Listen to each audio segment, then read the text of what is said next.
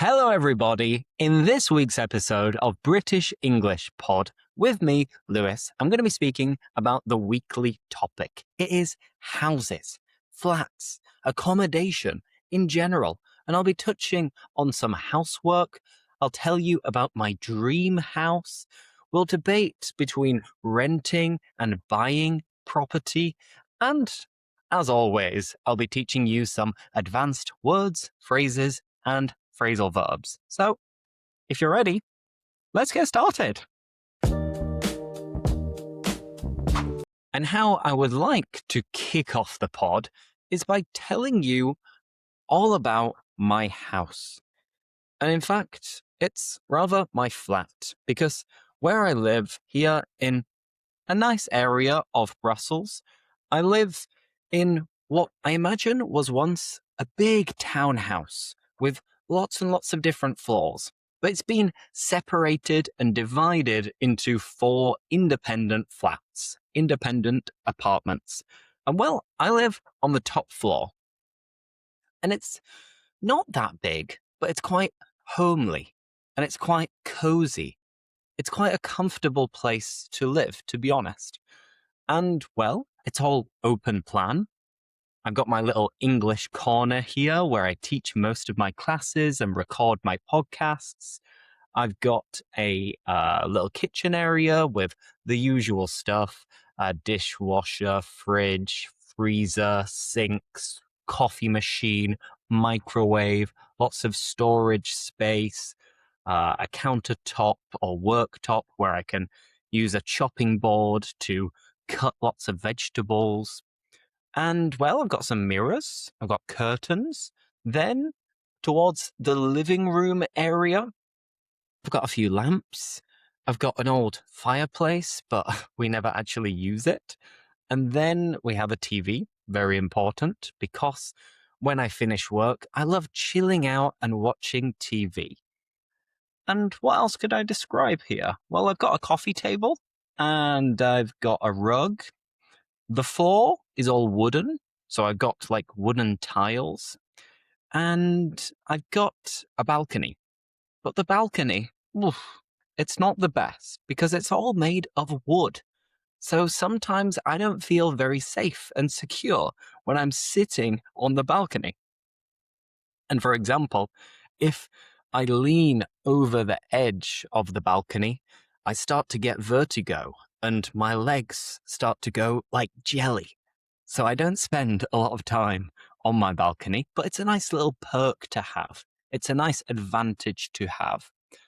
Then, well, we've got some cupboards, we've got a wardrobe, and if you go up the stairs, we've got another little desk where my fiance works if she's working remotely.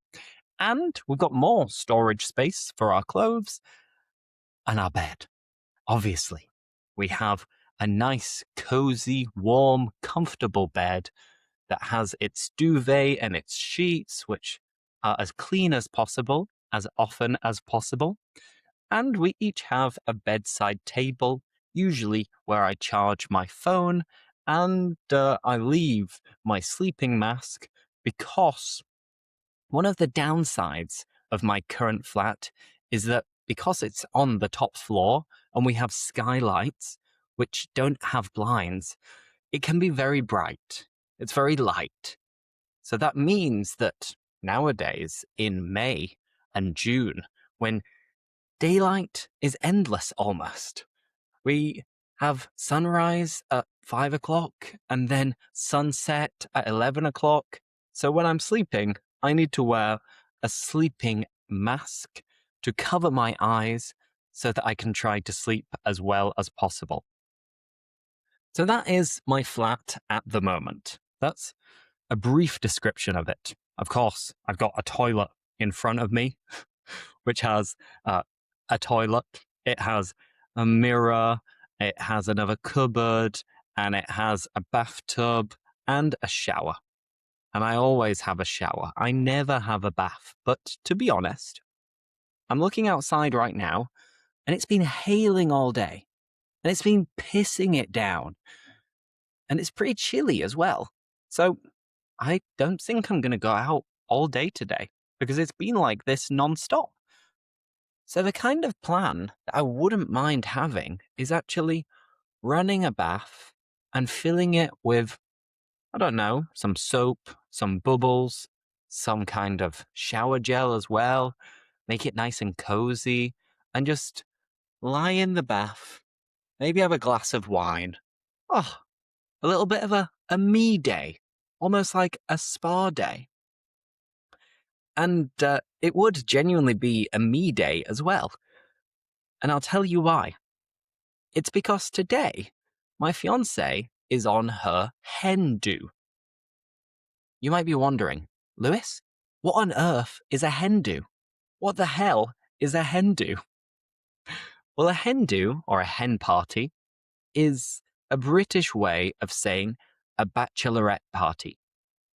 So it is the holiday or party that women go on before they get married. So this weekend, it is one of my fiance's hen do's. And I'm recording this on a Thursday, and she's just left. So I'm going to be home alone all weekend. So maybe I'll run myself a bath and have a glass of wine in the bath. Who knows? And given that I'm mentioning this topic, for men, we use a different word. We don't say hen do. If a man is going to get married, they are engaged, like me, then the holiday or night out that you go on before getting married is a stag do. So I'm going to go on my stag do in July. I'm going on my stag do in July. Of course, you can also say my bachelor party, but in the UK, if you say bachelor party, people will probably understand you perfectly. Well, of course, they will understand you perfectly, but they might say, nice one, your stag do. You're going on your stag do. Oh, amazing. Can I come? Yeah, I want to come on your stag do with you. So yeah, that's a little bit of information. And that is me talking to you about my flat. But what about my dream house? And let me know in the comments, as always, what would your dream house look like? What features would it have? Well, it's funny because I have a friend who lives and works in Marbella, Marbs, which of course is a very well-known place just on the coast in Malaga.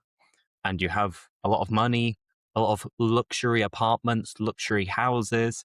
And this friend, well, she works for an estate agent. So she is an estate agent or a real estate agent. And with her company, she's started doing videos showing you around luxury villas in Marbella. And it's crazy. It's absolutely unbelievable.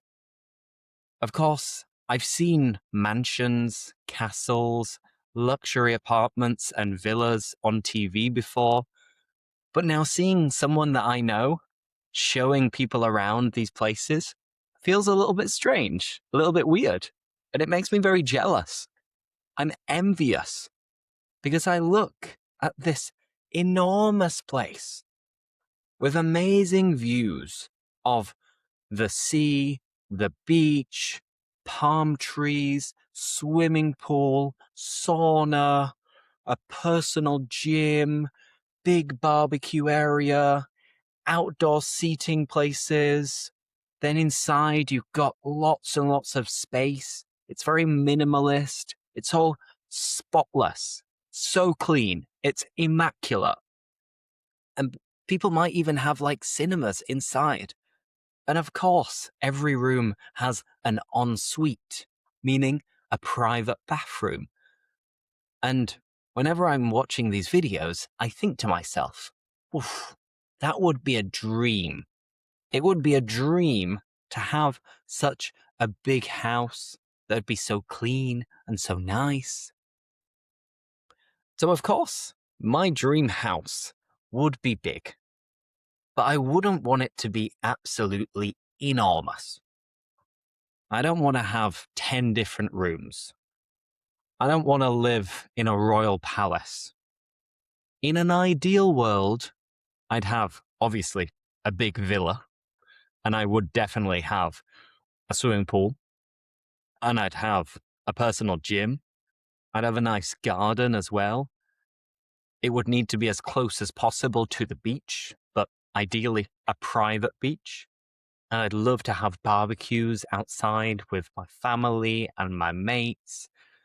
And, well, inside, I'd just want it to be minimalist, nice and clean and simple, with all of the advantages of having a luxurious house, but without the downsides of, having to worry about things and having expensive, valuable jewelry, ornaments, furniture. I don't care about that.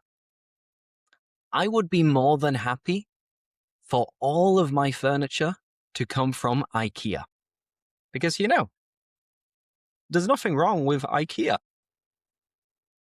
I have no particular interest in furniture and houses, but whenever I see lots of people's houses and I ask them, where did you get all of this from? Most of the time they'll say, IKEA. I got it from IKEA because it is the market leader in furniture. Of course, you have to set up or assemble some of the furniture yourself, but you can always get a handyman to do it for you. And the vast majority of it looks very, very stylish. Obviously, it's not going to be the most unique thing that you can have in your house, but I don't care if it's unique or not. I just want it to be simple and look good, but I want to have lots and lots of space and advantages to my future dream house. Anyway, I think it's about time that I stop dreaming. But let me know about your dream house.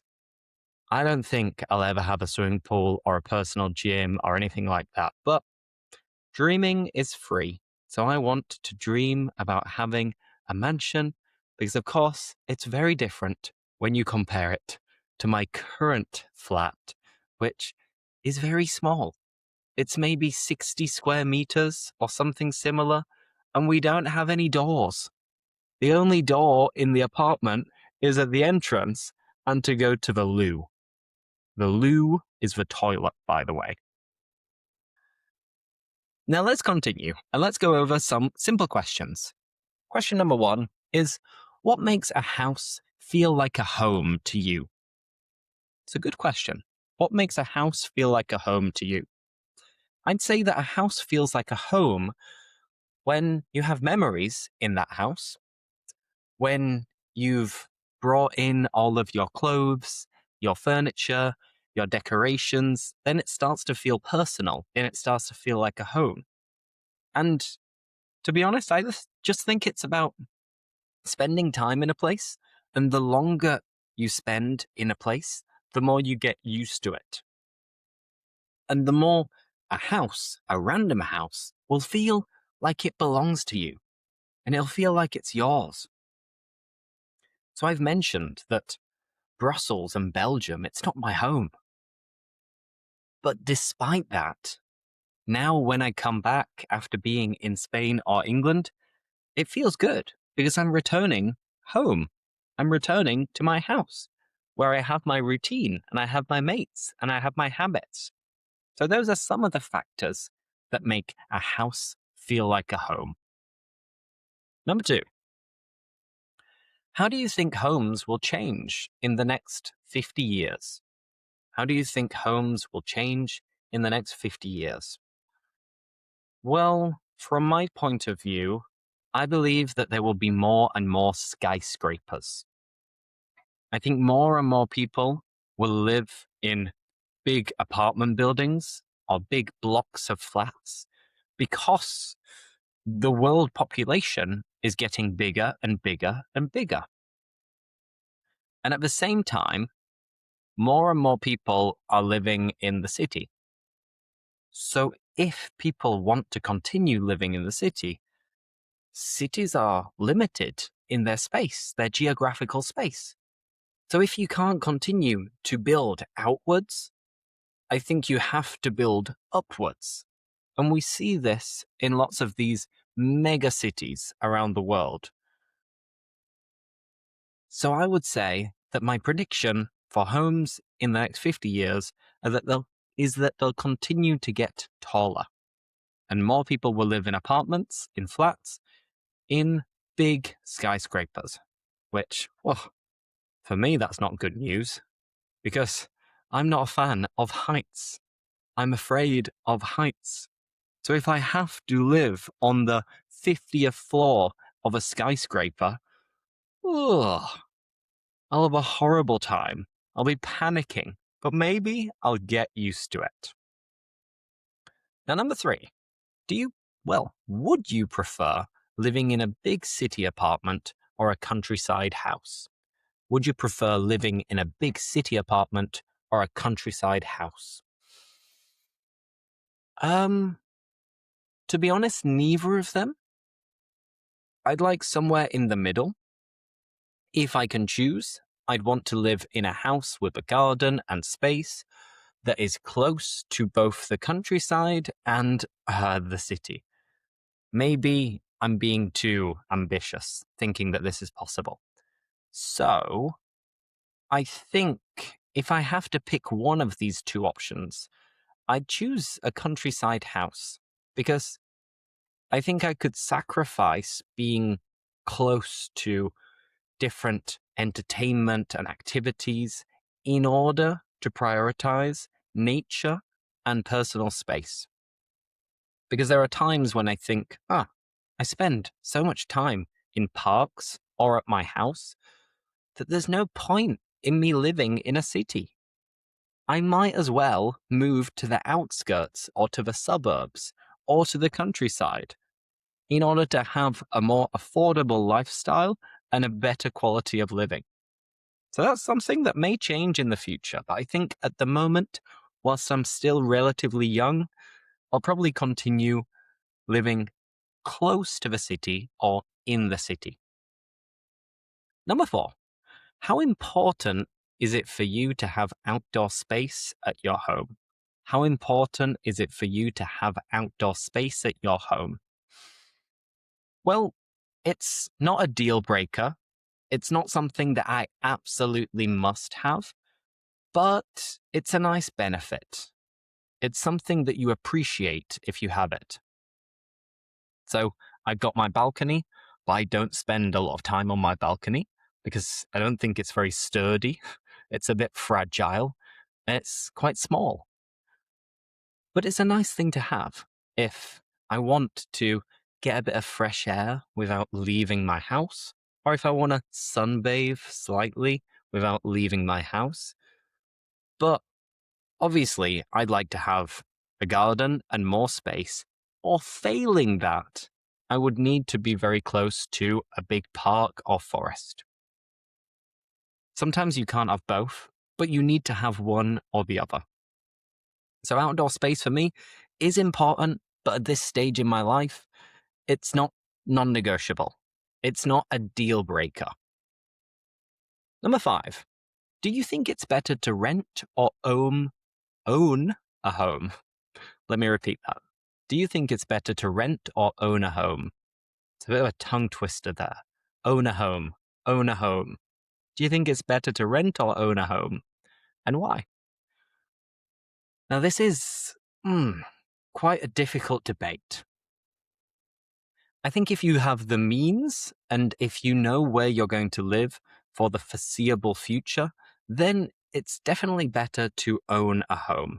And if you can inherit a house from your parents or grandparents, then it's like you've won the lottery.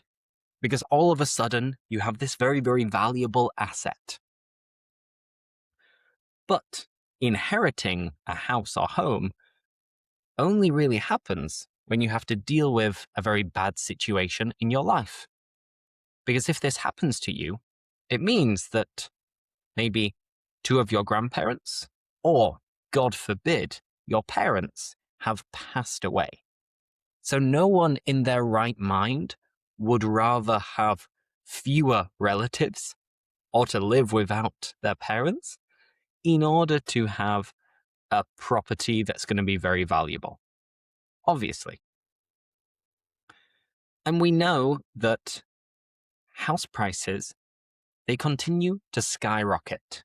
They continue to soar and go up and up and up. So if you are the owner of this asset, fantastic. But it's not like you're actually gaining that much money. Why? Because it's not just your house that is going up in value. It's everyone's house going up in value. Now, I'm aware that there are certain neighborhoods and certain areas that actually go down in value. But that's an exception. That doesn't usually happen. And if you choose a good location for your house, it's only going to go up and up and up. But then one thing that happens here is that people will think that they're gaining a lot more money, and then they sell the house. And then when it comes the moment to buy another house, maybe even a bigger house, they think, oh, that's also risen a lot in value. So of course it's smart, it's beneficial, it's advantageous if you own a home because the value is going to go up and up and up. But values of other houses is also going to go up. So it's not like you're really benefiting that much, at least compared to other homeowners. I don't own a home. I don't have my own property. I'd like to invest in property and buy my own house. But in my particular scenario, I don't know where I'm going to be living in the future. I don't know how long I'm going to be in Belgium. And then if I move to Spain, I don't know how long I'm going to be living in Spain for. And what if I move back to the UK? I wouldn't know how long I'd be living there for. So I haven't quite settled down yet. So that's why for me it's a difficult time to think about owning a property and getting on the property ladder. I think if you have the means, you have the money, yes, it's a good idea to own a home, but it's not the be-all and end-all. It's not the be-all and end-all. In other words, the most important thing. Why? Because if you have a good deal when you're renting a flat, and I'd say the flat that I'm renting at the moment is quite affordable, then it still allows me to save money. I'm saving up so that in the future I have the opportunity to buy a house, maybe. But I love the freedom of being able to grab my bags and move out whenever I want. I love the fact that I'm not tied here forever. And I love the fact that I don't have to deal with repairing anything that goes wrong, renovating, different taxes related to being a homeowner. So I do think that there are quite a lot of disadvantages when it comes to, owning a home. And therefore, there are a lot of advantages to renting. And the main thing is just, it's simple, it's easier, and, well, it gives you more freedom. But let me know about you. Do you think it's better to rent or own a home, and why? Now, number 6. How do cultural differences affect the types of houses people live in? This is an unusual question. How do cultural differences affect the type of houses people live in? Well, I'm not sure exactly. I think the weather makes a big difference. So it's true that in colder countries, nowadays, we like to have very, very bright homes because then you can have as much light coming in as possible. And that helps to warm up the flat or the house, and it makes it feel more welcoming. And it does genuinely heat up the apartment. And this isn't possible in many places where it's very, very hot. Because if you have glass doors and windows covering the whole surface, then it's going to be boiling. It's going to be roasting because all that sun is going to be pounding down on these surfaces and warming up the interior, the inside, which forces you to have the air conditioning on all the time. So that's one cultural or climate difference, which changes the kind of apartments that people live in. And in terms of culture, well, I guess in the UK and Ireland, and in the United States as well, it's more common that people live in suburbs outside of the city than it is in other countries. So I can take the example of Spain. And I think Italy is very similar as well. And maybe even Germany is a little bit more like this compared to the UK, where you have more people living in blocks of apartments or apartment buildings closer to the city centre, compared to in the UK and Ireland, where people tend to escape to the outskirts, the suburbs, to have their garden, and they don't mind being further away from the central hub of activity. And as with everything, this has pros and cons. You have more affordable apartments because it's not so close to the city centre, and you have more space. But then you have to drive everywhere. And this is something that my fiance picks up on every time she comes to my parents' house. And it is that we do depend on cars a lot more than my friends or family in Seville, where many of them live bang in the city centre or just in a popular neighbourhood in Seville. And they walk out of their flats, and in a couple of minutes, they've got everything they need. They have a butcher's, a fishmonger's, they have a supermarket, they have bars, they have restaurants, they have public services, and this is all literally a stone's throw away. Meaning very, very close. It's a stone's throw away. But where I'm from, in my town, in the outskirts of Leeds, if I want some public services or a shop, I need to walk 15, 20 minutes, maybe even more. So what my parents do is, well, they get in the car and they drive places. And it's a very, very quick and easy drive. But it's not comparable to just walking around and having access to everything so close to you. So that's another cultural difference that I've picked up on. All right.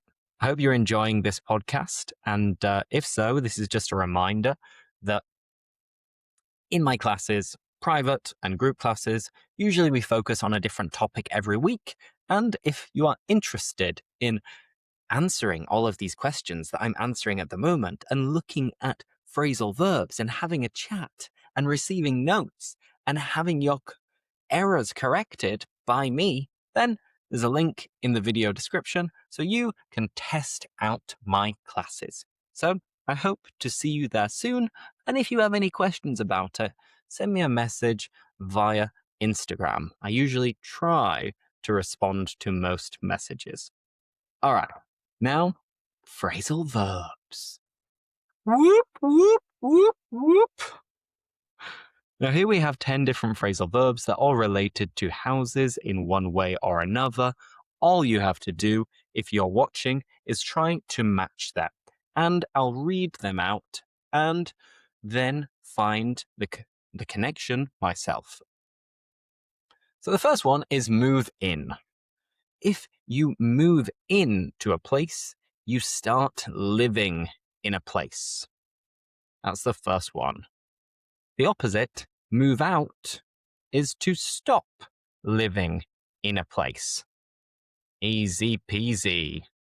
Settle down is the third one, and this is the one I was just using. It is to become established in a place, to call a place your home. Then we have throw away.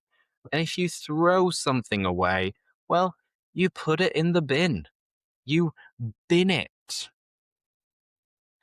Then look around. If you look around, you explore a place. I could say that I want to look around the neighborhood before I choose to move in. Next, we have lock out. If you lock someone out of your house, you leave someone outside with a key, meaning you lock the door and they are trapped outside. This might happen if you have a garden and you have a dog. You might forget to unlock the door or leave it ajar and you locked the dog out. Oh no, nightmare! Then we have clear out, which is similar to throw away, but it's more like to declutter, to organize things and choose to either throw them away, put them in the bin, or give them away and donate them. Next, we have tidy up. If you tidy your house up or your flat up, you clean it, you organize it. Then, knock down. If you knock something down, you demolish it, you destroy it. They knocked the building down. And lastly, spruce up. Spruce up. And I might have to correct this, but to spruce up isn't exactly to refurbish. It's more like to make somewhere seem more beautiful, adding flowers, adding decoration. So it's similar to refurbishing, but not quite. If you spruce your flat up, you add colour, you add design, you add flowers, you add decorations. That is sprucing it up. Okay, there you have these phrasal verbs. And now, let's use them in conversation. So, here we've got 10 different conversation questions, each of them using these phrasal verbs. I'll answer maybe 5 of them, nice and quickly, before we keep going and move on. So the first question is, when did you last move into a house? I last moved into my house, I think 3 years ago almost. I think I've been living in this apartment for 2.5 years now. And just saying that out loud, whoa, it's crazy. It's unbelievable because time flies. Time passes so quickly. So quickly. So I moved into this house about 2.5 years ago, and I got some friends to help me. And because we live on the top of the building, it was tricky carrying everything up the stairs. But fortunately, I don't have that many belongings. I don't have that much stuff. So, relatively speaking, it was easy to move into my house. And next question, why not? Move out. Did anyone help you move out of your last place? Yes, my neighbors, who I've mentioned, and you might have seen on one of my short videos, he helped me move out because he had a car here, which was a company car that the company rented to him so he could get to the office because it was an hour's drive. So we got him to help us out by putting all of our things, our bags, our clothes, our belongings in his boot. And then he drove to this apartment. So at least we didn't have to rent a removal van or similar. So yeah, my current neighbor and best mate here in Brussels helped me move out. Another question. Is it difficult for you to throw away sentimental things? Is it difficult for you to throw away sentimental things? Not really. It's not that difficult for me to throw away sentimental things. I'm not a very sentimental person. I know there are some people who will have different souvenirs or photos or items of clothing that they'll buy when they go on holiday, or that their friends will buy them, and then they will keep it forever at all costs. But that's not really me. With things, if I see that it looks a bit, a bit shabby, a bit tacky, or it looks like it's about to fall apart or tear apart, then I don't mind throwing it away because I'm not that sentimental. Maybe I haven't got a heart. Perhaps if you look inside my heart, it's all black. It's cold. It's frozen. Now, next question. How important is it to look around a new neighborhood before deciding to, well, buy or rent the apartment? I think this is vital. It's essential. It's so important because I think it's arguably more important to have a good neighborhood than it is to have a good house. And I'll give you an example of this with Brussels.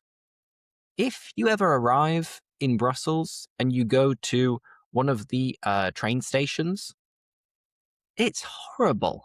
It's an awful area. It's got, people on the street, you've got rubbish on the floor, you've got buildings that have been knocked down, you've got people standing on the edge of the street, maybe dealing drugs or just having a chat. You've got alcoholics. So here in Brussels, but in many other cities around the world, there are always dodgy areas. There are some shady areas. And I would not want to live in any of these areas. It wouldn't feel like a home. It'd be intimidating or threatening whenever I step foot on the street. And I'd be concerned that these people in need or dangerous people might try to break into my house.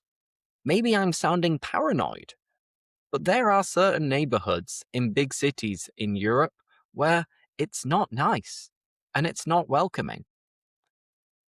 And even if I could have my dream house in this neighborhood, I wouldn't want to do it.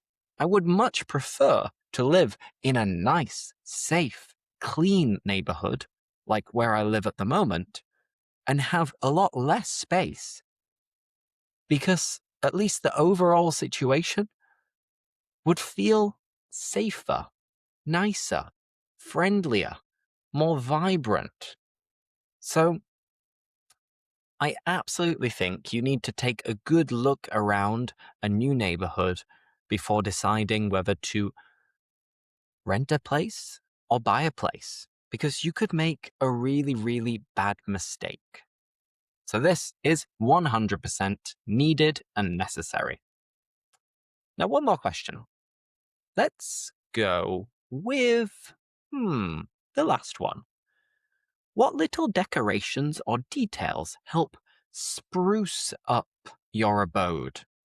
And abode is a nice formal way of saying house, home. In fact, there's a common quote from a film which is, "Welcome to my humble abode," which is welcome to my humble house, my humble home. The little decorations or details that are nice to spruce up a house would be flowers, plants. I think if you have a plant or flowers in your flat or just outside, it makes the world of difference. It's so much nicer if you do have a little bit of greenery. It's funny because I haven't got any plants. So I'm a bit of, well, what's the word? I'm a bit of a hypocrite.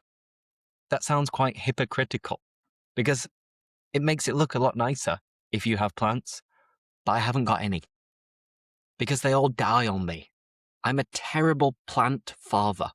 A terrible plant dad. Yeah, we tried and they all died. So we haven't tried again since, but perhaps it's time to give it another go. So plants help to spruce up an abode. I think posters or framed pictures can help to spruce up an abode. And lights, candles. Candles definitely help. And good lamps help as well. And above all, well, making sure that it is spotless, it's immaculate, and it's nice and clean. That makes a huge difference as well. So let's move on from these phrasal verbs and, well, I'll move on from the next activity as well, which is all about describing a place. And what we're going to do now is a little activity to go over some house and home expressions. I think there are only 5, so it's nice and quick. All you have to do is guess if the missing word is house or home. Easy. The first one is get on like a on fire. Get on like a on fire. The correct word that is missing is get on like a house on fire. And it means to connect instantly, to have a really, really good relationship with someone, usually at the beginning. For example, I could say that me and my brother-in-law, we get on like a house on fire. We get along really well. Number 2, make yourself at Make yourself at The correct answer, of course, is make yourself at home. Make yourself at home, mate. So if somebody comes to visit me, it's very, very common that I might say to them, all right, take off your shoes, help yourself to whatever is in the fridge, and yeah, make yourself at home, mate. Make yourself at home. Third, we have on the On the On the what? It is on the house.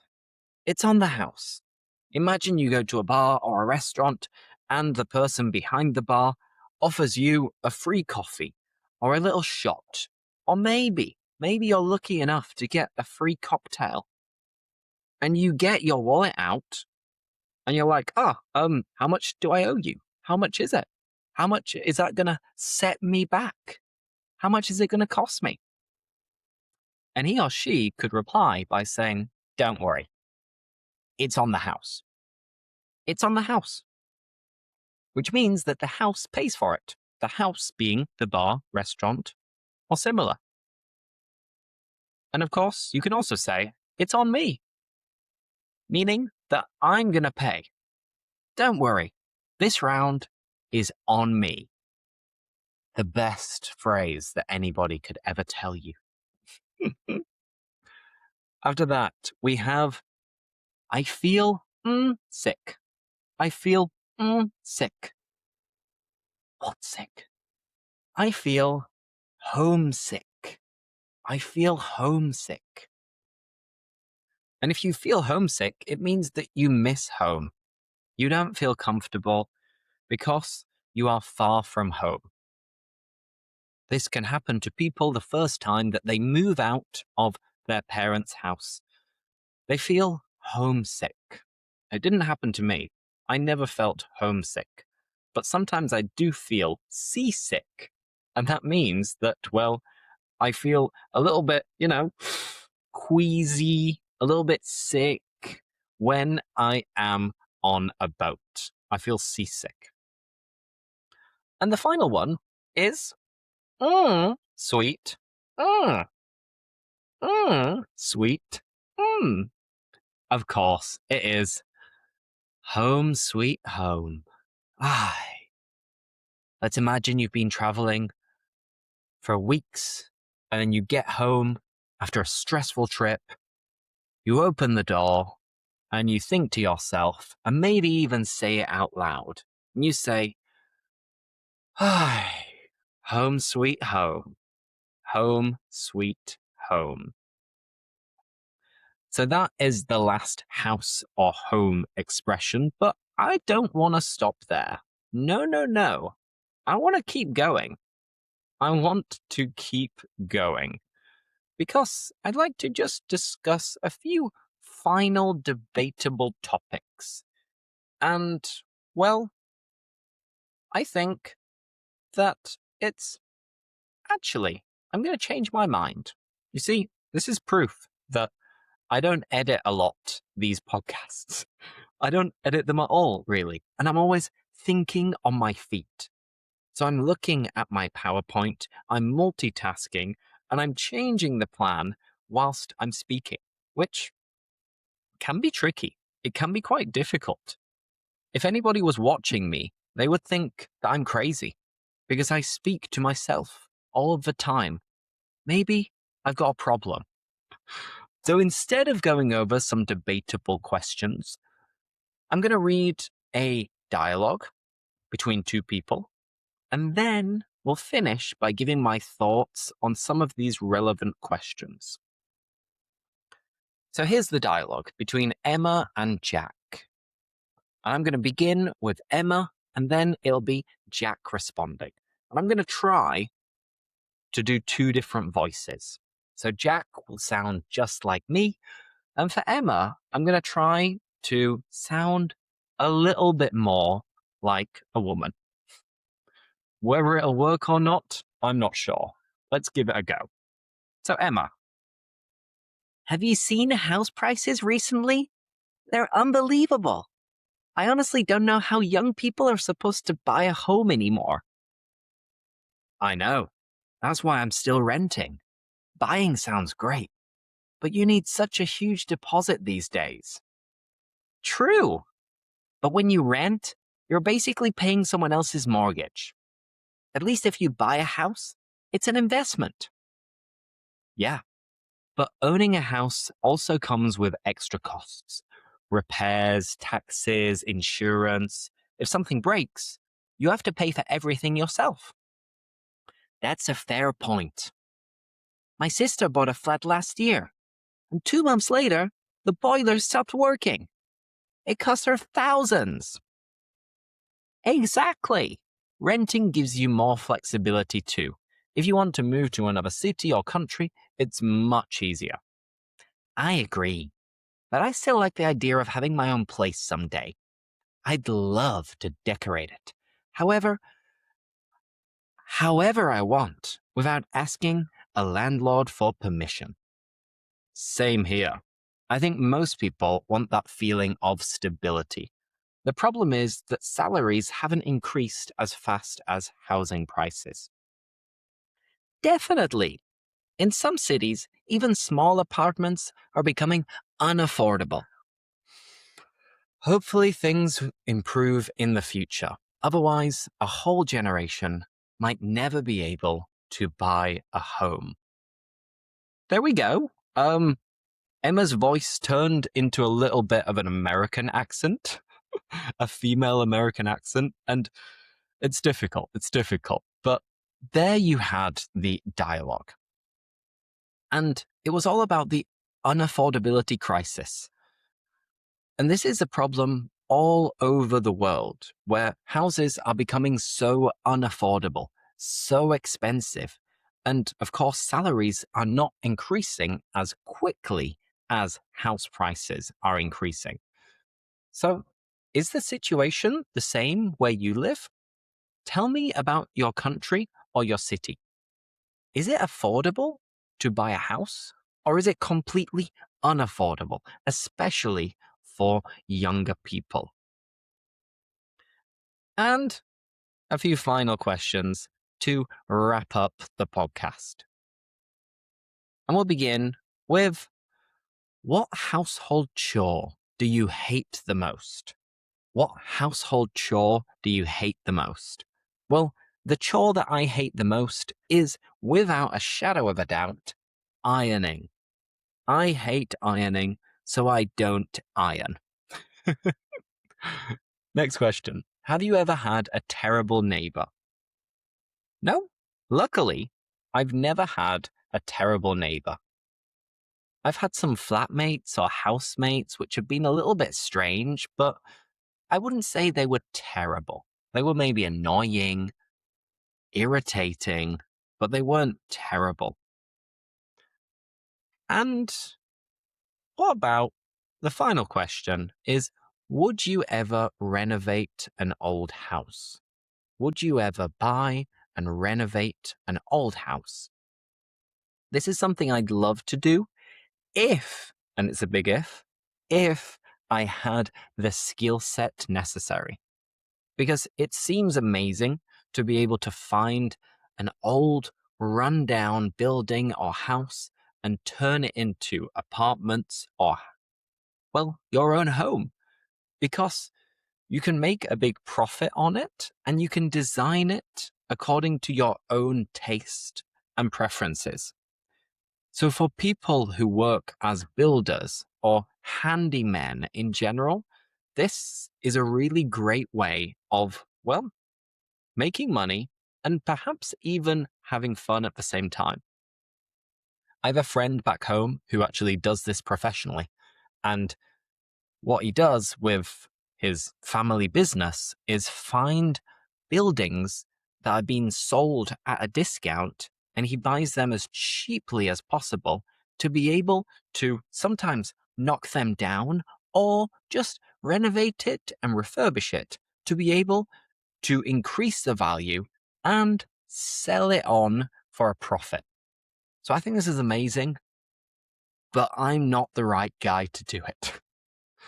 An important thing in life, I think, is to be able to recognize what you're good at and also acknowledge what you're bad at. And I have no problem doing that. I know what I'm good at and I know what I'm terrible at. And these kind of things, well, I'm not good at all. So, on that note, we will finish off this week's podcast all about houses, housing, and, well, with these phrasal verbs that I looked at the same time. So, I hope you liked it. I hope you found it useful and learned lots of new vocabulary at the same time. If so, please leave a like on YouTube or leave a 5-star review on Spotify. And I appreciate you, and I'll see you next time. Bye bye.